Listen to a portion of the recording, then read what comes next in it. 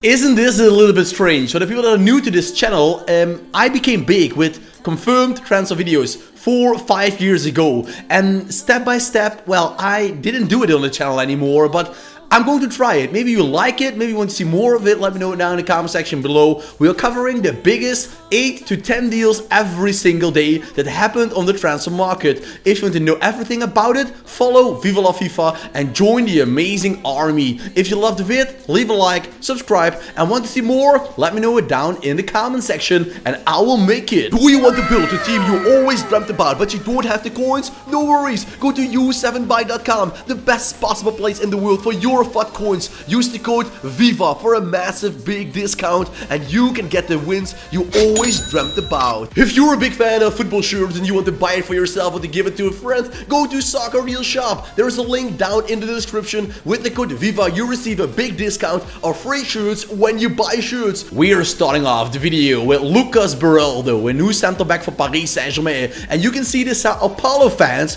they really made a joke out of him because he is a clown in their eyes for leaving the club after telling them he would stay. But if Paris Saint-Germain and the Saudi money is calling you, who can say no to that? Not even the Joker can. So Lucas Beraldo is the new super center back for the future. And well, we all know Brazilians and Paris Saint-Germain, it is a match made in heaven. With Beraldo we find ourselves in the future a great overpowered meta center back to use in Ultimate Team. And also good thing for the career mode fans, he's also coming to the FC24 career mode update, because you know the Brazilian league has only a contract with Pro Evolution Soccer, that is now eSport I believe it is, so they're not in the game at all. But now with Victor Roque going to Barcelona, Lucas Beraldo going to Paris Saint-Germain, we find ourselves in touch with two great talents from the Brazilian league in one day. So welcome to Europe. From one center back to the other one, and this is a career mode and football manager legend. If you play those games, you know that Antonio Silva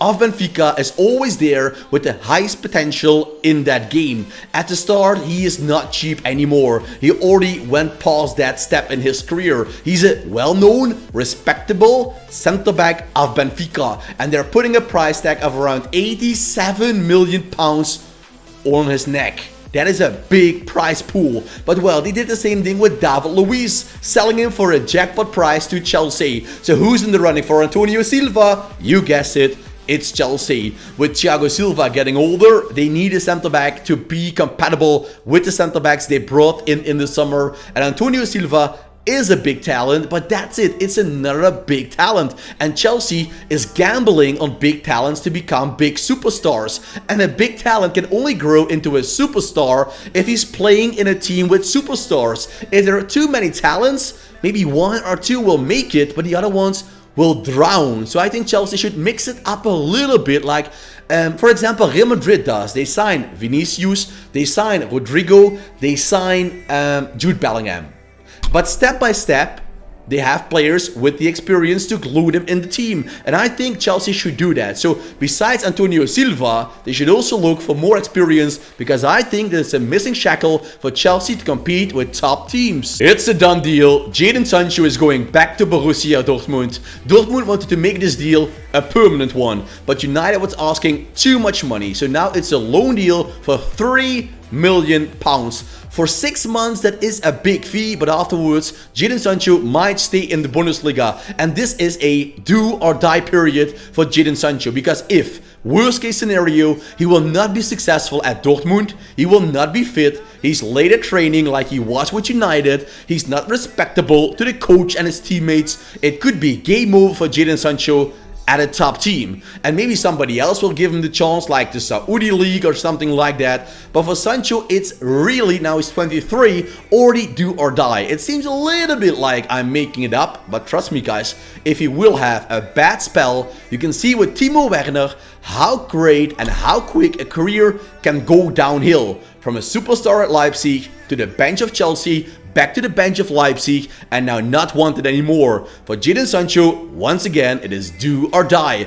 What do you predict, guys? Will he be top or will he be a flop? Let me know it down below. Nottingham Forest is going for another deal with Carel Navas. Last year they had a very successful loan period, but somehow the deal didn't become a permanent one. And I'm not quite sure if that's about Carel Navas not willing to stay there, wanting to fight for a spot, but with Donnarumma being the first team goalkeeper, you know there will not be a chance. Now in the winter, Nottingham wants to bring back Carel Navas, who could be the difference fighting against relegation or safe around the mid-table spots. For Carel Navas, I think playing games is very important. The man of Costa Rica, who was great for Real Madrid for many years, didn't play regular first-team football over a whole season. With Nottingham, he had that chance, but well, he went back to Paris Saint-Germain. Now 6 months later, the comeback is on the card. What a week for Mason Greenwood, picking up a red card, telling a referee, beep off. Well, maybe in England that it's okay, but the Spanish referee had nothing with it. He sent them off with a direct red card, losing their home game. So far, everything was going splendid at Getafe. 5 goals, 5 assists, 15 games, and Atletico Madrid being interested to sign Mason Greenwood on a permanent deal this summer. With his contract ending in 2025, United can't ask a jackpot price because 1 year later, he will leave the club for free, like Paul Pogba did in the past. Will Greenwood be acceptable at Man United? I think the squad will not take him back. Erik ten Hag will not take him in. I don't think he wants a troublemaker because we all know the story. And if you don't know it, look it up on the internet. I'm not going to spend any time about things like that in my videos. But Greenwood on the football pitch is doing the right thing, but he's not in FC 24, and that is not without a reason. Let's hope the red card was the last bad thing he did in life and he's actually proving everybody wrong. Maybe Diego Simeone is the man to teach him that. Thilo Kehrer was once a very big talent in the Bundesliga, playing for Schalke. I play a lot of Football Manager games in my free time off YouTube, off my teaching job, and play like Kehrer from Schalke, and he was a huge talent. Everybody wanted to get their hands on him, but somehow he's in between a right back and center back, and that is not always a good thing for a player. You can actually be, well, usable on more positions, but in the end he's not a specialist on every single position. So now West Ham is letting go of Thilo Kehrer on a loan deal of 500k for a 6 months deal with deal obligation. That means Monaco has to buy him on a permanent deal for 12 to 15 million pounds after the season. So it means next season in the League we will definitely see Kehrer playing for Monaco, even if he plays a very bad loan spell. We go to Calvin Phillips, the man who won everything without playing everything. Calvin Phillips, he won the league title, check. He won the Champions League, check. He won the FA Cup or Charity Shield, Community Shield, how you name it, check.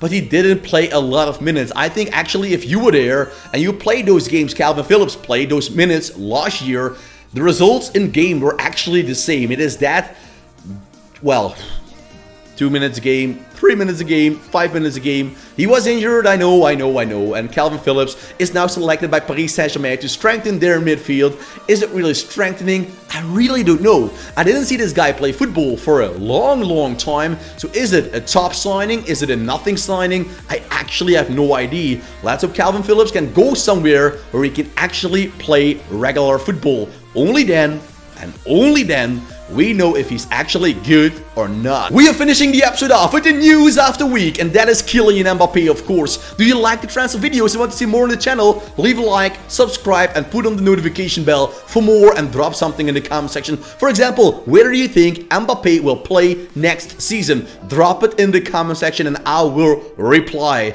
He's wanted by Real Madrid. They're putting on a deal, and Real Madrid said, you have to say take it or leave it before mid-January. But also Liverpool is making contacts, and they did it for a very long time, with the management / agents and Mbappé himself. From the 1st of January, he's free to negotiate a deal. Once again, if you play career mode, if you play Football Manager, you know players with a 6 months deal can already be signed for the next summer, and you don't pay anything. Yeah, a signing bonus, but that's it.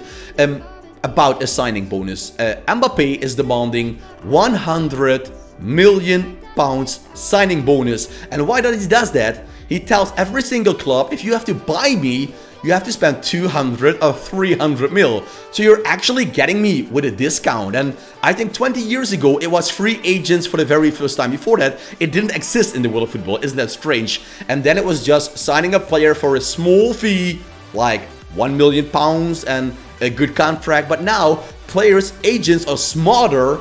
They're hungry for money, and they say, hey, that player is 50 million pounds. Now he is free. Pay us 20. It's still a big discount. And well, there's something in it. If I was an agent or a player, I would also use that, of course, in my story. And that's why Mbappé might be a free deal.